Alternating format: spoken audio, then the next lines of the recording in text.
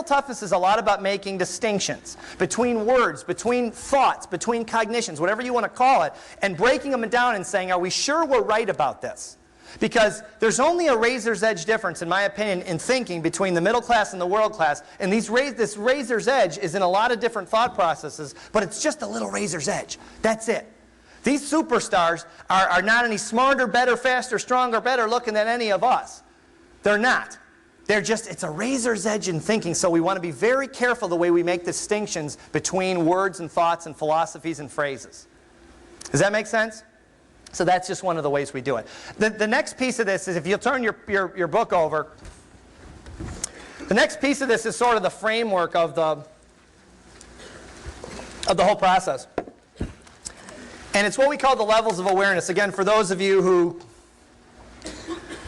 read the book, you know a little bit about this. And so this is sort of the framework of the whole thing. So I want to make sure you guys catch this.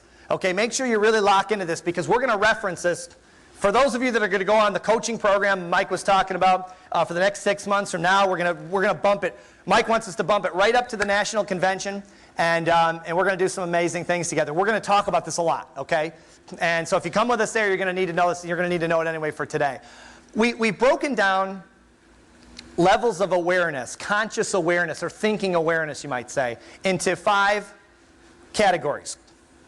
Now, for you philosophers out there, you're saying to yourself, there's a million levels of consciousness. Of course there are. We're just taking it to the street. This is not, we don't want to philosophize too much in this program. We do a little, but we try to say, you know, that's all really wonderful, but how can I make money? How can I recruit more people? How can I put 100 people in my meetings a month with this information? Give me something I can use, right?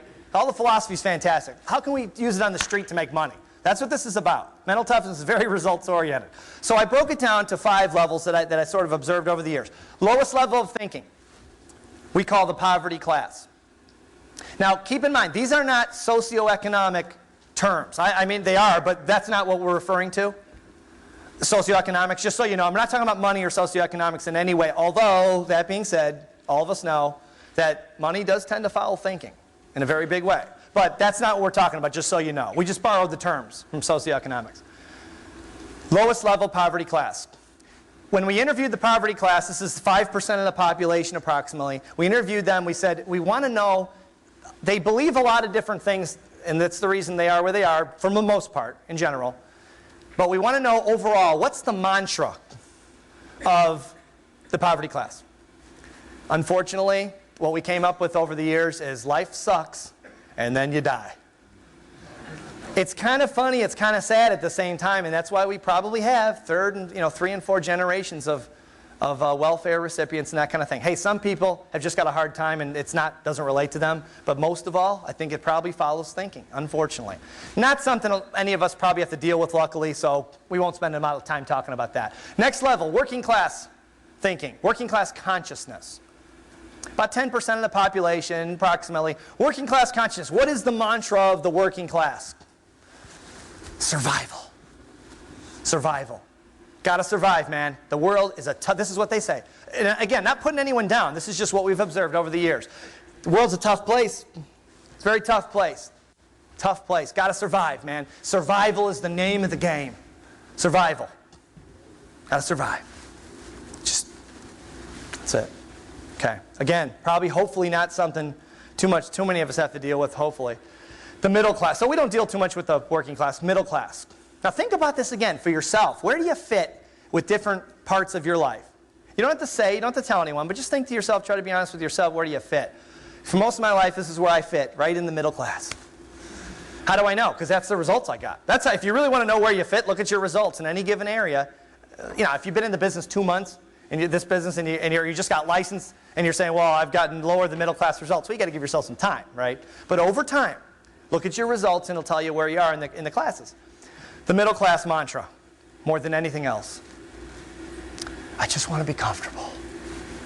Oh, just let me be comfortable. Please, God, let me be comfortable. Nothing wrong with it. No, I'm not putting down, not judging anyone or anything like that. This is just what they tell us over and over and over. I want to be comfortable. And Larry Wilson, a good mentor of mine and friend, says that when the middle class thinker gets to the pearly gates, St. Peter says, congratulations, you've arrived safely at death. One of our clients is a guy named Charlie Idle. Charlie is the CEO of Simmons Mattress Company, you might have heard of, and a fantastic world-class performer, one of the darlings of the Fortune 500. And Charlie said one time I was talking to him, and he said, you know, Steve, we were talking about this comfortable middle-class idea. And he said, you know, I thought about that for a long time. And he said, when I abandoned that thought process, that's when I started my ascent to the top. And I said, well, tell me more, Charlie, because I love to just probe these guys and find out what's inside their mind, because I know it's different than I've been thinking most of my life, and that most of us think. And he said, you know, I'll give it to you straight. I never forgot this. He said, I just didn't want to see myself sitting in a nursing home one day, looking out the window, thinking to myself that I played it safe. And that just hit me like a Mack truck. I thought, wow, that's a pretty good idea. And I said, well, what did you do? He says, I decided to go for it. I decided to abandon fear and stop being comfortable. He said, I learned, watch this. He said, I learned, Steve, to be comfortable. You know what the finish is. Being uncomfortable. Yeah, they all say that. You've heard it, I've heard it, right? Over and over and over. I learned to get comfortable being uncomfortable. Why? Because I had to have the vision. The vision had to be fulfilled for my family and myself. Had to happen. Wasn't taking no for an answer. And if it wasn't going to happen, there are no guarantees, and I ended up looking out the window at the nursing home, and I had a few bad breaks, and it just didn't happen, at least I could look out the window and say, you know, I didn't make it, baby, but I went for it. I went for it. I was tough. I was fearless. I went for it. Yeah, I fell a little short. Life happens. Sometimes you get bad breaks. Didn't happen the way I wanted to, but I went for it. That's got to be a pretty good feeling even if you don't make it, you know. I mean, hopefully we all will make it, but be a pretty good feeling to know you did everything you could to make it. Comfortable. I just want to be comfortable. Oh, please let me be comfortable. Okay, so that's middle class. That's the one we focus a lot on. Now, the upper class is the next level. I don't know what you think about this, but I used to believe the upper class was the highest level. Mantra of the upper class? Well, I won't even give you the mantra first. I'll just tell you basically their results. Why do we call them the upper class? Well, because they are great at succeeding. They are success machines. They set out to do something, and they do it. The only downside of the upper class I didn't know before, it took me a while to find this out with traveling with them and interviewing them and all these things over the years, is that on the way to getting what they want, they will run you over without even thinking about it.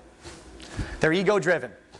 Their mantra, the upper class mantra, over anything else is, I'm the best. I want the best. I don't want to just get my goal. I want to beat you, and you, and you. I want to beat you. I just want to be better because I'm better. I'm bigger, I'm stronger, I'm faster, I'm better looking, I'm, you know.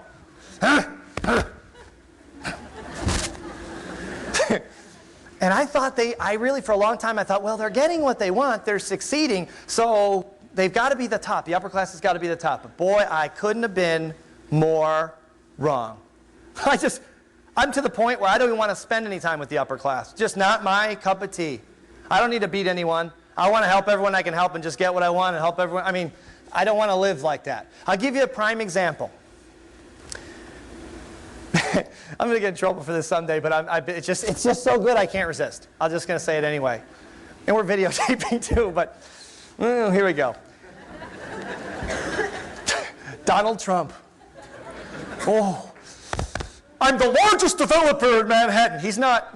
I have the largest private helicopter in the world. Did you see? The finest golf course. I mean, you can't make this stuff up, right? You've heard him on like The Apprentice and interviews and TVs all over TV, right? Great guy. I mean, he's got a house 6 miles from where I live in Palm Beach, and my house could fit in his living room. Just don't be impressed. I mean, big house.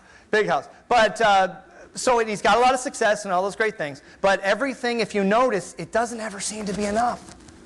Listen, now don't take my word for it. Listen to him. His new book's out. There's another new book out. Success Secret number 8. You know what it is? Revenge. If someone screws you, screw them back. Oh, thanks, Tyler. I'll write that one down. Give me a pen. How do you spell revenge? It's R-E.